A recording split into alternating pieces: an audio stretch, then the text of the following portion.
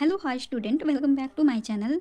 आज हम पढ़ेंगे हरियाणा में हड़प्पा सभ्यता के प्रमुख केंद्रों के बारे में। यानी कि जो इंडस सिविलाइजेशन है ना, वो भारत में तो कम फैला हुआ है। हमें पता है कि कहाँ कहाँ पे है, जैसे गुजरात का लोथल है। इन सब के बारे में हम बाद में पढ़ेंगे, लेकिन जो अभी हमारा जो एग्ज़ाम लगा हुआ है ना हरियाणा ग्रुप डी का, उसमें जो हरियाणा से रिलेटेड है वही चीज़ें हमसे पूछी जाएंगी।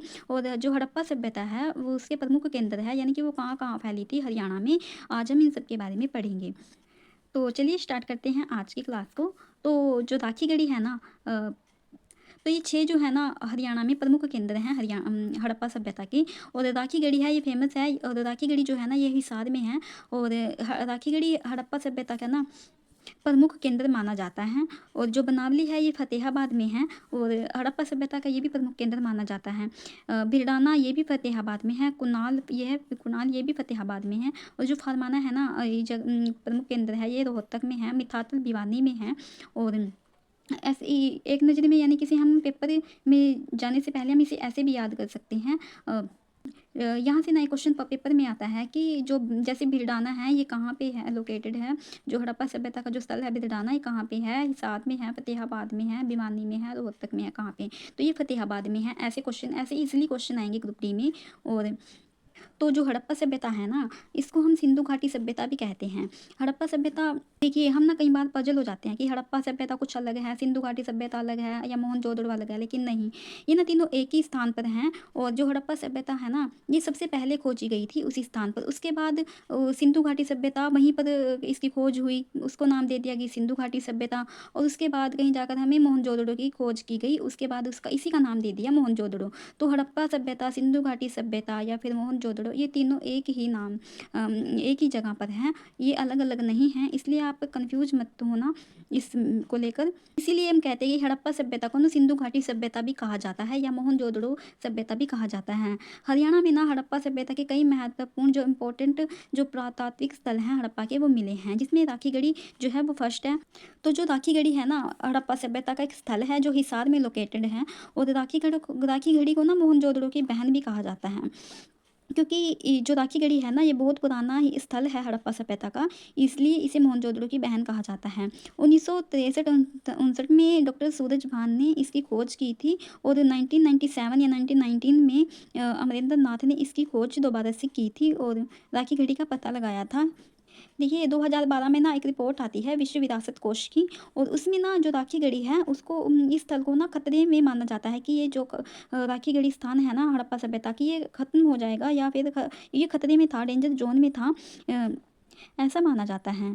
तो जो राखी गढ़ी है ना, ये हड़प्पा सभ्यता का ना बहुत ही विकसित शहर था, क्योंकि इसमें ना हमें आने जाने के लिए, जब इसकी खोज हुई ना राखी गढ़ी की, तो इसमें ना सड़कें हमें मिली, यानी कि आने जाने के लिए ना मार्ग, बने हुए मार्ग मिले। यानी कि हमें सड़कों की पता लगता है कि राखी गढ़ी में सड़कें बनी हुई थी। और जल निकासी की प्रणाली, यानी कि पानी की व्यवस्था का भी जो संसाधन है उनका भी प्रयोग अच्छे से किया गया है राखी गढ़ी, जो हड़प्पा सभ्यता स्थल है उसमें। खांसे की कई धातुएं हमें राखी गढ़ी से मिली हैं।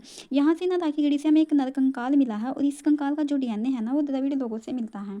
ठीक है, हमें राखी गढ़ी से एक प्रेमी जोड़े का कंकाल भी मिला है।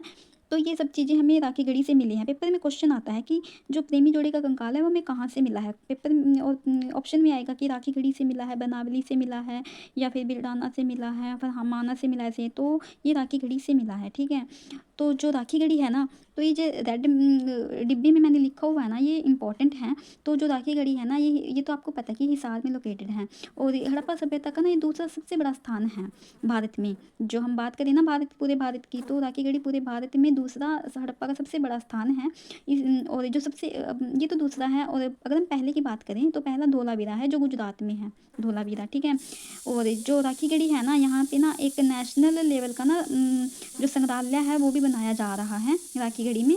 और यहाँ से ना राखी गढ़ी से गेहूँ के जौ के साक्ष्य हमें मिले हैं। तो ये चीज़ें हमें राखी गढ़ी से मिली हैं, जैसे गेहूँ जौ के साक्ष्य हमें राखी गढ़ी से मिले हैं। प्रेमी जोड़े का कंकाल हमें मिला है, और एक नरकंकाल में मिला है। और इस एक कंकाल का जो डीएनए है ना वो द्रविड़ लोगों से मिलता है। ठीक है, और हमें सड़कें, आने जाने के मार्ग का पता हमें राखी गढ़ी से पता चलता है। जल निकासी, जो पानी की व्यवस्था है, कैसे वो लोग करते थे, उसके बारे में हमें राखी गढ़ी से पता लगता है। हम कौन सा की चीज़ों का यूज़ करते थे, उन सब के बारे में भी हमें राखी गढ़ी से पता लगता है। ठीक है, तो ये थी राखी गढ़ी के बारे में सारी जानकारी। और अब हम पढ़ते हैं नेक्स्ट पेज पर। नेक्स्ट है फतेहाबाद। इनका जो बनावली है ना, ये भी हरियाणा का प्रमुख सभ्यता, हड़प्पा सभ्यता का केंद्र माना जाता है। यानी कि बनावली जो है ना, फतेहाबाद का एक छोटा सा गांव है, यानी कि। और यहाँ से हमें हड़प्पा सभ्यता के जो चीज़ें हैं वो मिली हैं, ठीक है। और बनावली की जो खोज है ना, वो 1973 से लेकर 1974 में ना रविंद्र सिंह बिष्ट ने की थी। अब बात करते हैं कि बनावली से हमें मिला क्या क्या है, क्योंकि पेपर में हमसे क्वेश्चन यहीं से आएगा। एक तो क्वेश्चन पेपर में हमें बनेगा कि जो बनावली है वो कहाँ पे लोकेटेड है, तो ये तो फतेहाबाद में है, ठीक है। दूसरा हमें क्वेश्चन यहाँ से मिलेगा कि बनावली से हमें क्या क्या मिला है। तो अब हम यही तो देखिए, एक तो हमें बनावली से बैलगाड़ी के ना पहिए के निशान मिले हैं। इससे हमें पता चलता है कि जो हड़प्पा सभ्यता के जो लोग हैं ना, वो बैलगाड़ी का यूज़ करते थे, ठीक है। और यहाँ से हमें मिट्टी के बने खिलौने मिले हैं, यानी कि ये लोग मिट्टी के खिलौने भी बनाते थे। बाणागढ़ तांबे का मिला है हमें, ठीक है। अर्ध जले जो के अवशेष मिले हैं, अर्ध जले यानी कि कुछ जले हुए हैं उसमें से, ठीक है। और ये हमें कहाँ से मिले हैं, बनावली से मिले हैं। अग्निवेदियों के अवशेष हमें बनावली से मिले हैं। मुद्रा पर जो विचित्र पशु अंकित है ना, सिंह बैल की तरह, इसका जो चिन्ह है ऐसा लिखता है। और जो मुद्रा है हमें ये बनावली से मिली है। जल निकासी प्रणाली के बारे में भी हमें यहाँ से पता लगता है, यानी कि ये यानी कि जो बनावली में जो नालियाँ होती थी, इनकी व्यवस्था कैसी थी, पानी की व्यवस्था कैसी थी, इन सब के बारे में भी हमें यहाँ से पता लगता है, ठीक है।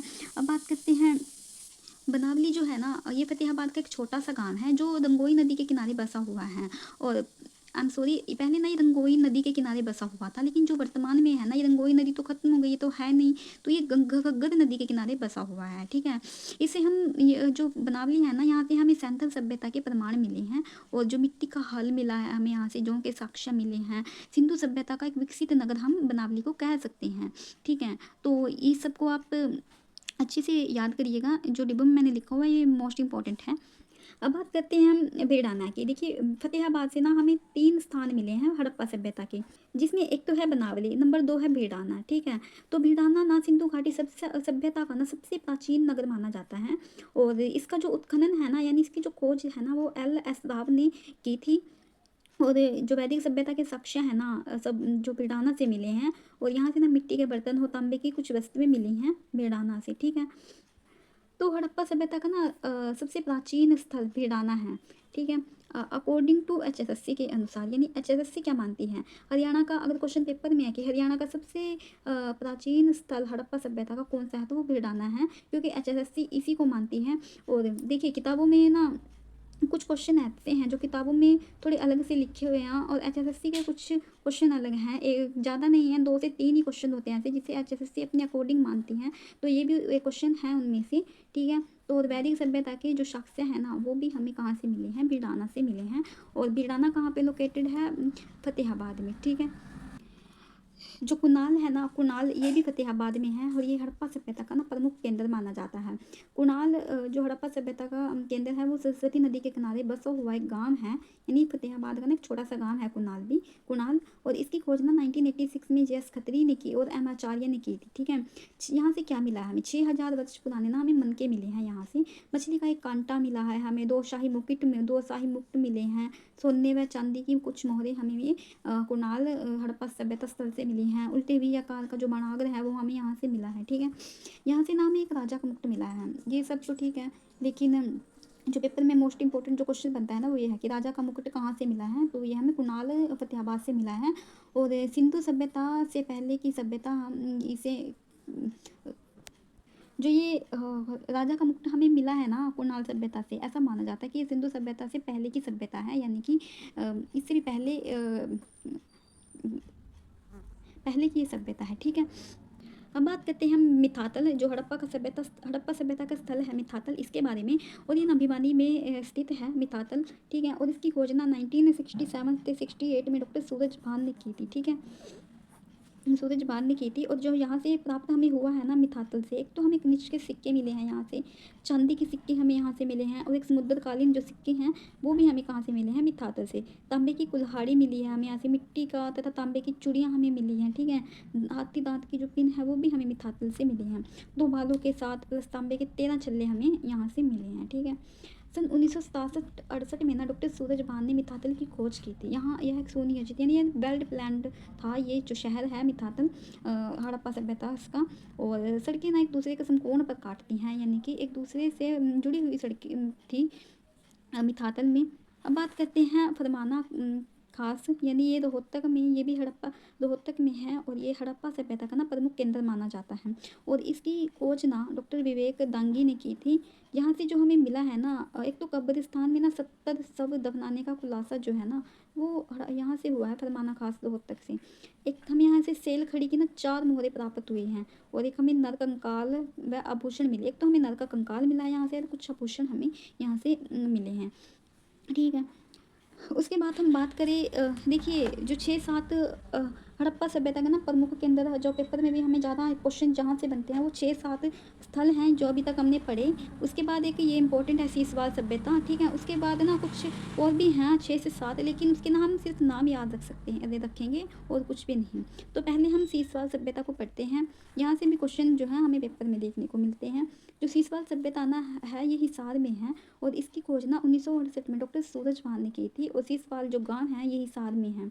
और यहाँ से हमें क्या मिला है, तो तांबे का औजार हमें जो है यहाँ से प्राप्त हुआ है। एक निग्रो ऑस्ट्रेलियन सीसवाल जाति थी जो यहाँ पर बसी थी, इस सभ्यता में बसी थी निग्रो ऑस्ट्रेलियन सीसवाल जाति, ठीक है। यहाँ से हमें मुख्यतः ना सीसवाल सभ्यता जो थी ना वो एक कृषि सभ्यता थी यहाँ की, क्योंकि आई एम सॉरी यहाँ के लोग ना कृषि पर डिपेंड करते थे, यानी कि कृषि करते थे इस सभ्यता के लोग। जो सीसवाल से ना कुछ बर्तन मिले हैं हमें, और ये बर्तन ना राजस्थान का जो कालीबंगा है, जो वहाँ की हम चूड़ियाँ फेमस है कालीबंगा से, जो हमें चूड़ियाँ मिली हैं काली चूड़ियाँ, ठीक है, वहाँ से मेल खाते हैं सीसवाल के से मिले बर्तन, और कालीबंगा राजस्थान के कालीबंगा से मेल खाते हैं, ठीक है। जो ये कालीबंगा है ना ये भी यहाँ से पेपर में पता है कौन सा क्वेश्चन बनता है यहाँ से, कि हमें जो काली चूड़ियाँ हैं ना वो कहाँ से प्राप्त हुई है, तो ये कालीबंगा से हमें मिली हैं, ठीक है।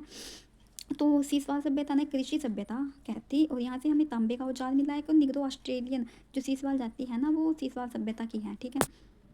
तो जो सीसवाल सभ्यता के लोग थे ना वो द्रवती नदी की घाटी में आकर बसे थे, यानी जो निग्रो ऑस्ट्रेलियन जाति थी ना वो कहाँ पर आकर बसी थी, द्रवती नदी थी पहले, इस घाटी पर आकर बसे थे। देखिए जो सीसवाल सभ्यता है ना यहाँ से ना हमें एक शिवलिंग मिला है और जिसकी ऊंचाई ना 4 फीट है। और माना जाता है कि ये जो शिवलिंग है ना ये हरियाणा का सबसे बड़ा शिवलिंग है। और हरियाणा में जो प्राप्त शिवलिंगों, यानी जितने भी शिवलिंग हमें अवशेषों से हमें प्राप्त हुए हैं ना उनमें सबसे बड़ा है और सबसे ऊंचा है। और ये शिवलिंग ना यहीं पर एक शिव मंदिर है उसमें रखा गया है इस शिवलिंग को, ठीक है। जो सीसवाल सभ्यता से संबंधित ना चीज़ें हमें हरियाणा में 29 स्थान मिले हैं जो सीसवाल सभ्यता से संबंधित हैं। हरियाणा में 29 स्थान इस सभ्यता से रिलेटेड हैं, ठीक है।